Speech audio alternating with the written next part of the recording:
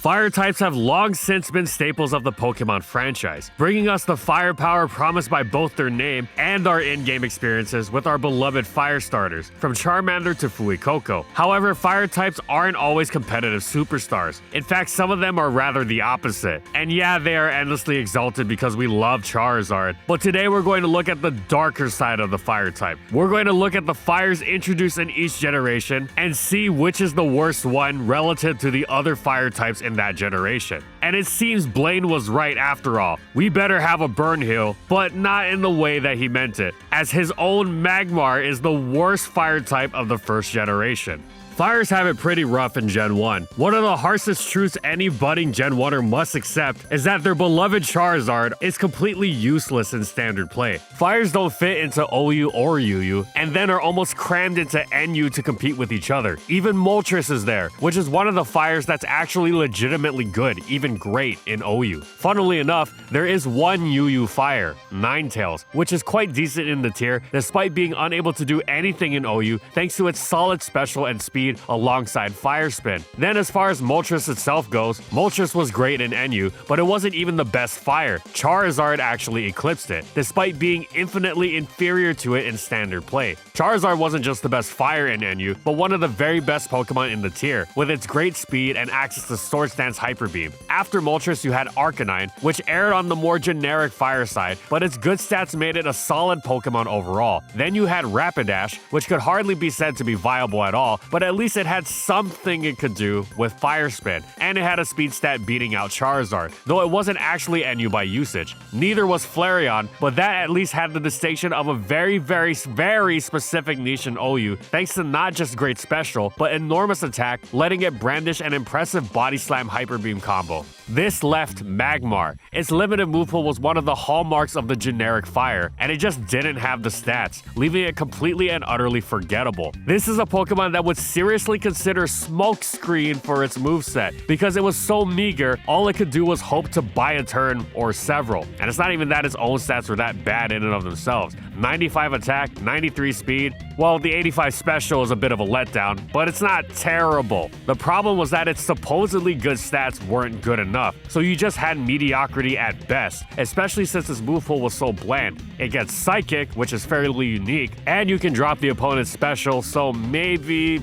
yeah, no, that's not nearly enough. It's a shame because Magmar, and indeed the entire Magmar line, would actually become some of the most interesting fires in later gens. But in the first gen, Magmar's greatest interest is that it's the worst. And speaking of shame and not being nearly enough, Magcargo is the worst fire of Gen 2. But before we talk about how bad Magcargo is, I sure love using good fire types on my team.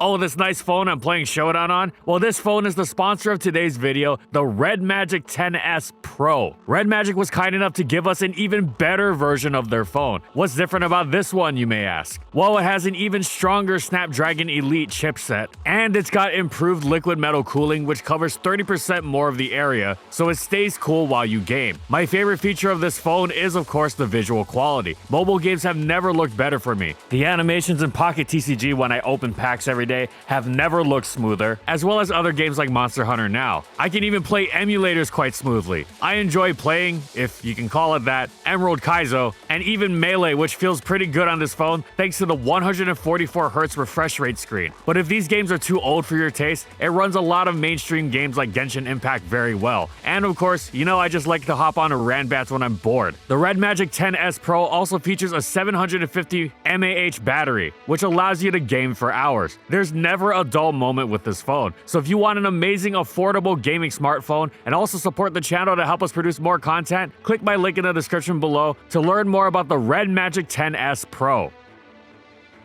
The Gen 2 fires didn't do too much for the type's reputation. Yes, there was the first fire Uber, Ho-Oh, but in spite of its insane stats, it certainly wouldn't be broken in OU, and was thus also regularly suggested to be tested in OU alongside Celebi. Meanwhile, the new fire starter Typhlosion was a poor copy of Charizard that you could only imagine a niche for if you squinted long enough for 20 years and or got bored of using good Pokemon. It was too strong for UU, sure, but nowhere near OU viable. Houndoom actually had quite a decent niche in OU, with the strongest pursuit in the game and perfect typing for countering Jinx and Exeggutor. Now, as flawed as these fires were, they were still pretty decent Pokemon overall. You'd unleash Chaos if you dropped Typhlosion out of BL into UU, for example. Then there was the final stage fire introduced in the second generation.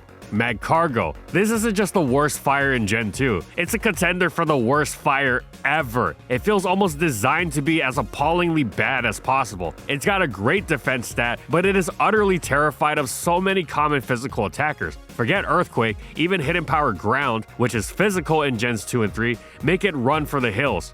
Or crawl, rather. Because Magcargo has Snorlax tier speed and is thus outrun by everything, and it can't do anything in return either. Its offensive output is nil, with an unimpressive special attack stat for its Fire Stab and an outright pathetic attack stat for its Rock Stab. It's not packing any notable utility moves either, but even if it had the recover that it would gain in Gen 4, it would still be useless. It's hit super effectively by so much, and it is all slow, weak, and frail, as even that impressive defense stat is betrayed by an awful base 50 HP. It's not a generic fire, at least, but any interest it has, like the quadruple fire resist, quickly disappear under the crushing weight of its endless flaws. And although Magcargo is good at quickly disappearing, the next Pokemon is also quite slow, as Torkoal is the worst fire Pokemon of Gen 3. The third gen took it light on the fires, and what you would think would be the best one, the legendary Groudon, wasn't even actually a fire type, much to the surprise of everyone who caught it in Pokemon Ruby. Beyond that, you had the starter, Blaziken, who was too strong for UU, and had a small but decent OU niche as a Skarm Bliss Buster thanks to its excellent stabs. Then you had Camerupt, a decent UU Pokemon that also had a niche for its unique typing, making it able to switch into Gengar and electric moves while being decently threatening in return. Then you had Torkoal, and that was that. It would be some time before it would follow in Groudon's sun-setting steps. In some gens, it's a fairly close call for what the worst fire is, but of the three in the third gen, Torkoal is far and away the worst. Well, unless you count Cast Form Fire, which it transforms into under Sun, but that feels too specific to count. But if it does, then of course it's Cast Form. However, if we're sticking to the more intuitive and we feel reasonable criteria of Pokemon that start the battle off as fire types, it is undoubtedly Torkoal. It follows in Magcargo's unimpressive snail steps as a physically bulky fire type, a trait which fires, with their weaknesses to ground and rock, are generally not well suited for. Now, Torkoal isn't quite so bad, as it isn't plagued by the extra weaknesses of half rock typing, and it's actually much bulkier. In fact, it's physically bulkier than Skarmory, packing the same defense stat and 5 more base HP. Sadly, this was wasted on a Pokemon with no utility whatsoever. It didn't even have the rapid spin it would gain in Gen 4. Not that that would have made it good, it still would be the worst, but at least it would have something it could have done, so its status as the worst wouldn't be quite so abject. Most bleakly of all though, it managed to be even slower than Magcargo with its base 20 speed, meaning it would get outrun by Snorlax of all things. And Torkoal is a Pokemon that gets easily outran, but can the next Pokemon on our list outrun its shameful past, as Magmortar is the worst fire Pokemon of Gen 4. Gen 4 also didn't provide many fire types, as embodied perfectly by Elite Four Flint, but those fires that did exist were downright excellent. Infernape was one of the scariest wall breakers in the tier, its speed letting it unleash the full potential of its Blaziken-styled offense. Heatran was one of the best all-around Pokemon, defining the metagame on offense and defense. A fire type that's good defensively, wow, how about that? Heck, there was even Arceus Fire. It wasn't used at all in the Uber's metagame that actually allowed Arceus, also known as Farceus, but it was, of course, an Arceus form. You wouldn't use it over its many other more consistent meta-defining forms, but that was just a matter of Arceus having too much to do. Had this not been the case, it could have unleashed its fiery judgments under Groudon's permanent sun to deadly effect, with a thunder for any Kyogre looking to change the weather on it. So Arceus Fire was an Uber, and Infernape and Heatran were top tier OU. This meant that the last Pokemon could be perfectly solid, and it still wouldn't be able to match up to them, leaving it as the worst not because it was bad, but just because the standard was too high. And that's exactly what happened with Magmortar. It's especially a shame because it means the Magmar line is getting hit with the double whammy on this list, but Magmar was a bland, bad Pokemon. Magmortar, on the other hand, was both unique and quite good. Its volcanic special attack stat was bolstered by its move pool, possessing that move that all fires craved. Thunderbolt. Have fun throwing your water type into it. That left it free to run its hidden power of choice, and that other coverage move in its arsenal, Cross Chop, whose massive physical power and important super effective type coverage meant even dedicated walls like Chansey weren't going to be safe against it. It could also consider Focus Punch or even go full special with Focus Blast. Put simply, you were not walling Magmortar easily. Now, its defensive profile was nearly non-existent, and it was actually slower than its pre-evolution, clocking in at 83 base speed, but it brought the goods offensively. Of course, fire-type competition in UU and even NU was stringent, but Magmortar was unique enough to carve out a niche. It was at its best in NU, with immediate strength that made Charizard jealous, along with the Slowking shredding coverage of Thunderbolt, but it also had its Chansey destroying niche in UU. Heck, with Mach Punch, it even had the tiniest of niches as an anti-lead in OU. The problem is, of course, that Magmortar on its best day is still nowhere near the level of Infernape on its worst. It was really set up to fail in this department. It's a shame. Some fire Pokemon live in other shadows, but the next Pokemon just live in plain darkness 24/7. As Reshiram is the worst actually, Heatmor is the worst fire type for singles, and Simisear is the worst for VGC in Gen 5. Gen 5 didn't just give us the most new fire types since Gen 1. It gave us the most fire types of any generation thus far. Now, we would love to give this slot to Reshiram, as it was a huge letdown after all the hype at the beginning of Black and White, but we cannot do so in good conscience. We will, however, remind you that Reshiram is well and truly terrible, and certain players have even called it for it to be tested in OU, mostly as a joke. But on the flip side, many players have clamored for Gen 5's most defining fire, Volcarona, to leave OU for years and years and years, as it has auto-win quiver dance antics, much to the distaste of many. Chandelure could have been the most defining fire had its Shadow Tag ability ever been released, but instead it settled for bludgeoning UU so badly, it was banned at the end of the generation. UU's other fires, Darmanitan and Victini, were also excellent, and frequently made appearances on OU Sun teams, where they threw around truly frightening levels of physical fire-type power. The starter Emboar was a great RU Pokemon, both as a hard-hitting choice scarfer and as a crucial defensive staple, taking on the likes of the mighty Durant. Unlike Heatmor, who is actually supposed to take on Durant according to the official lore. That leaves two Pokemon, Simisear and Heatmor. To be clear, Simisear is well and truly dreadful, but with Nasty Plot and its base 100 beating 101 base speed, which puts its speed on par with Landorus Incarnate and Thundurus Therian, it could theoretically do something much more reliable than Heatmor. Heatmor does have a strong base special attack of 105, from which it launched its Fire Blast, and has a solid base 97 attack stat for some mixed coverage options, as well as a generally decent move pool. It doesn't have to rely on HP Grass either. It's got the infinitely superior Giga Drain. It's got that beloved fighting coverage and superpower, and it's even got amazing priority, power and coverage wise, in Sucker Punch. It can also even punish fire moves, even Will-O-Wisp, with Flash Fire. Sadly, this is where the list of nice things ends, and where the far more overwhelming list of bad things begins. Heatmor is slow. At base 65, it's slower than the famously not fast Pokemon like Breloom and Skarmory. This is a particularly damning death knell in conjunction with its non-existent bulk, and the many exploitable weaknesses of mono fire typing. This all meant that Heatmor was the kind of Pokemon you'd counter effortlessly, pretty much no matter what you had, without even thinking about it. At least it wasn't the worst by a lot, as many of its flaws could also describe Simisear, but at least Simisear had a higher ceiling, even if not by all that much. But was it also the worst as far as VGC is concerned? Well, there it's a similar race to the bottom between Simisear and Heatmor, with neither packing any sort of notable use even in the strictly limited Unova-only decks of the 2011 format. That was their best chance. Yet in a world where Trick Room staple Chandelure came in third at Worlds, while the ever-dominant Volcarona packed the incredible utility of Rage Powder, neither of these ever had a chance. Their stats and utility lagged so far behind, they may as well have not existed beyond the obligatory scroll through every option of an enterprising player who wants to be sure they're not missing anything.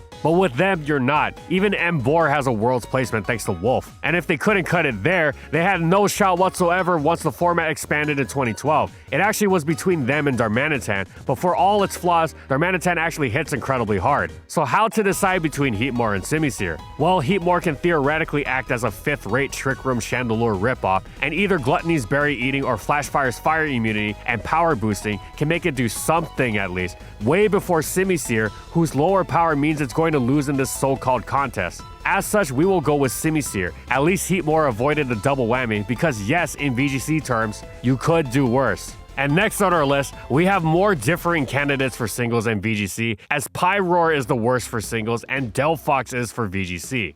Back to the limited number of new fires in Gen 6. Talonflame was an incredibly exciting new Pokemon with Priority Stab and Roost, occupying a thoroughly unique place offensively and defensively with a multitude of sets whose potential meant it was worth working around its flaws, making it an intriguing OU Pokemon. The best OU fire wound up being a late addition though, as it was well into Omega Ruby and Alpha Sapphire when Volcanion was unleashed. And after some growing pains, the player base figured out how to utilize its incredible talents, and its steam erupted into its place as an elite Pokemon. Meanwhile, the starter, Delphox, was a solid lower tier Pokemon, its ferocious fire psychic stab threatening to tear through just about anything in RU. Its flaws of physical frailty alongside weaknesses to Stealth Rock and Pursuit did not hold it back, to be sure, but it had some upside. This left Pyroar, which recalled Magmortar and how it was an NU fire, but it wasn't at all a bad Pokemon. In fact, it was one of the most threatening attackers in the NU metagame. Not only did its secondary normal stab, Hyper Voice, allow it to spam a powerful attack neutral into the waters that would resist its primary fire stab, while the fire stab in turn dissuaded Steels from switching into Hyper Voice, but also Pyroar was strong. 109 base special attack let it torch much of NU without issue, and this wasn't some slow wall breaker. It was also one of the fastest Pokemon around, with excellent base 106 speed that got the jump on Scyther and Mismagius, themselves already considered very fast. The problem, of course, was that Pyroar's competition was strong, and try though it might, it couldn't quite match it. It's not like Delphox completely left it in the dust, but there was a very clear gap between them that couldn't really be disputed. And it made sense. After all, Pyroar was both fire and normal, two unimpressive defensive types that came together to form an unimpressive type combination. While the dual stab was nice, it wasn't earth-shattering either. At least Pyroar was the worst of a solid set of fires and was very strong in its own tier. But it wasn't exactly well equipped for VGC either. Their Talonflame was once again far and away the best, wielding its Gale Wings to the fullest extent before Gen 7 clipped them, so much so that even 2016's restricted format saw it flying to several high placements. Once again, the battle was between Delphox and Pyroar, though fortunately, this time around, the contest wasn't plumbing such low depths of unviability. Neither of them were particularly good, of course, but it wasn't Gen 5's bleak affair. Between the two, Pyroar seems to be the clear winner. Delphox had some regional placements, but Pyroar managed 2 second places at Nationals across Gen 6, which fits with its greater double-specific utility. The berry-denying Unnerve is excellent, and it's got a great spread move stab in Hyper Voice. And with Delphox as the worst, Pyroar thankfully avoided the double whammy as well. It gracefully danced around shame, just like the next Pokemon on our list, Incineroar. Actually Oricorio Fire and Savali Fire for singles, and Turtonator for VGC. Incineroar jump scare. Of course, it's not actually Incineroar, but it is said if you look into your mirror and say Incineroar 3 times, Wolfglick appears. Wait. Anyway, each of Gen 7's array of fire types is thoroughly unique, which we appreciate. Blacephalon came late to the party, arriving in Ultra Sun and Moon, but it was easily the best, bombarding OU with his ferocious stab combination off of a great speed and truly insane special attack. Salazzle not only had the intriguing fire poison stab combination, it also had an ability, Corrosion, that let it poison even steels and poisons. Its main draw though was its excellent speed and nasty plot, which led it to a strong niche in RU. Incineroar, of course, was superb both offensively and defensively in NU between its dual stabs, Intimidate, and a seemingly endless move pool. The Fire Dragon Turtonator would be untiered, but it was actually a potential threat in PU, as it was able to use Shell Smash to boost those Reshiram stabs to terrifying levels, as well as helping fix the issue of its not much better than Snorlax speed. It was a small niche, but it was a scary one. So the choice comes down to 2 other untiered fire types, neither of which have had much of a niche in PU, who are both multi-formed Pokemon, Silvally and Oricorio. And as we look at them, we realize this is effectively a tie because they are almost identical. Not just in the sense that they're equally unviable, even though that's also the case, but in why they're unviable. The reason you will never ever use either of these Pokemon in competitive PU is not just because they're bad and outclassed by other fires, but because even if you found some use for them, you would be doing yourself a disservice by virtue of the fact that you couldn't use one of their other forms, which were far, far better. You'd be better off using them and a different fire type. Indeed, Oricorio Fire does have some appeal with its Moltres-esque playstyle, but its electric and ghost counterparts are so much better overall, it's almost ridiculous. The same goes for Silvally. Its fairy variant is one of the best Pokemon in the tier, and you want to deprive yourself of that in favor of a terrible version instead of just using another fire type? The defensive typing is worse, the offensive output isn't nearly worth it, so no, you don't, which is why nobody did. They share the torch on this one. At least they don't have to bear it alone though. And funnily enough, it's a similar story in VGC. The worst is, of course, not the Wrestling Cat. None of the rest are particularly impressive, besides Alola Marowak, which is great but is a regional form. However, Blacephalon, Salazzle, and even Oricorio all have something they can do,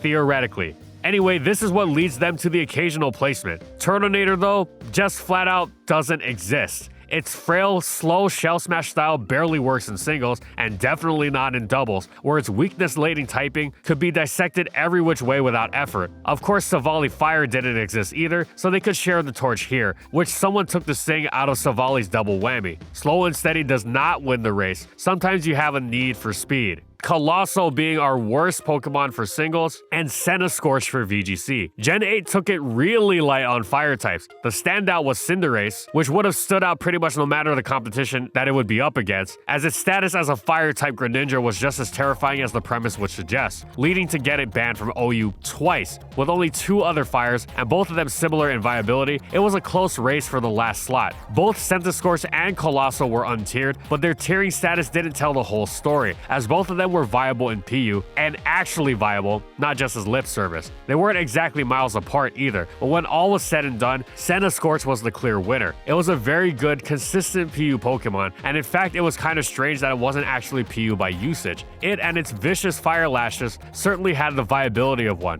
Colossal, on the other hand, was more of what you'd expect from an untiered Pokemon with viability in PU. Decent, certainly. The kind of Pokemon that can have a good, even great day occasionally, but it really is only occasionally, and it rarely rises above just decent. It's a fine offbeat choice, sure, as it's got a lot to like. Amazing physical bulk, and it's not just similar to Magcargo in that it's a fire rock type, but in that it's got the same 120 defense, except Colossal has an absolutely incredible base 110 HP stat to go along with it. It's no slouch in special defense either, with a strong base 90 that makes it quite the tank in conjunction with the HP stat. And it's not just a bulky blob either, it's overflowing with amazing utility moves. Stealth Rock, sure, but spikes as well, and Rapid Spin? It sounds great, and it certainly isn't short on good points, but in the end, it does still have that Magcargo typing, which is going to drag it down no matter what it does, especially since Colossal is so deathly slow. It's not a terrible Pokemon, not at all, but it is clearly the worst of the Gen 8 fires in singles, even if not by that much. But it's the complete opposite in VGC, where you can forget the flail Cinderace, whose playstyle doesn't translate to doubles at all. There, it's actually Colossal who's king, with the best placements, including a win at a VGC Players Cup tournament off the strength of its hyper-boosted Gigantamax weakness policy set, where Wolf used Surf Dragapult to activate both weakness policy and Colossal Steam Engine, meaning it had doubled special attack plus 6 speed and was able to spam Meteor Beam that turned into G-Max Volcalith for Rock Stab at a 120 base power that also dealt 16.67% chip damage to both opponents, provided they weren't rock type. Centiskorch's Fire Spin S G-Max Centinferno was similar, but it couldn't match Colossal's explosive power and even extra chip, making Centiskorch the worst in VGC. A nice reversal for Colossal at least. Being the worst and the best can only be compared to thinking something is mild and it turns out to be incredibly spicy. Just like our next Pokemon on this list, Skullvillain. Isn't everything a fire type in Gen 9 thanks to Terra? Yeah, my favorite fire type is King Gambit too. Anyway, Gen 9 decided to tie Gen 5 with the number of fire types it gave us. Fires that start the battle that way, going by our previous logic, Vis-a-Vis cast form. And boy are these new fire types good. Chi-Yu and its Beads of Ruin smoked OU like barbecue left to sizzle on a sun-baked sidewalk. Ogerpon Hearthflame got banned with the quickness once it was released for the ludicrous ferocity of its Swords Dance backstab combination. It took some time, but eventually Gouging Fire turned its Entei by way of Mega Charizard X routine into a ban as well. 3 fires banned in their generation of introduction is astonishing, given that it's only ever been 1 max before, and ones that weren't ban-worthy were amazing too. Iron Moth, Volcarona's even faster, even stronger half-poison cousin, became an incredible OU attacker. Skeledirge pulled a hat trick with its excellent walling capabilities in UU, OU, and even Ubers, where it took on that other Sun Summoner that wasn't actually a fire type until it Terran anyway, Koraidon. There was even a pair of ferocious fires that evolved from the same base form. Charcadet gave way to either the Fire Ghost Ceruledge, whose Swords Dance got it banned from UU and made it excellent in OU as well, or the Fire Psychic Armor Rouge, which launched its monstrous armor cannons to destructive effect in RU. This leaves us with our unfortunate winner, Scovillain, a recipient of the long-awaited Fire Grass type, and unlike Ogerpon Hearthflame, it's not broken. Unfortunately, it's not all that great either. Well, with its chlorophyll ability activated, it becomes almost the platonic ideal of a Sunsweeper, as the fire coverage complementing its grass stab is actually a stab of its own. And of course, it happily spams Sunny Fire moves because waters don't want to risk its grass stab. It helps that it packs superb special attacking power too. Still, Scovillain is completely reliant on Sun, with meager speed and non-existent bulk, and when Sun was no longer available to it, there was nothing left to stop its free fall through the tiering rung en route to becoming untiered. In a previous generation, it might have been quite good, but in Gen 9, Scovillain fails to keep up and is by far the worst of the fires introduced. And sadly, this follows it into doubles, because as far as VGC goes, the worst is also Scovillain, sadly. In fairness, its fire competition is absurd. We actually didn't realize just how many amazing fire types were introduced in Gen 9 alone, so it makes sense why Scovillain just doesn't match up. But it couldn't even match the excellence of the other grass types that were used on Sun, like Hisuian Lilligant and even Jumpluff, leading to a disappointing double whammy of a finish. And unlike Savali Fire, it had nobody to share the torch with. Poor Scovillain. Perhaps this is Game Freak's way of telling us villainy doesn't pay. And also that they would never take a Hot Ones challenge.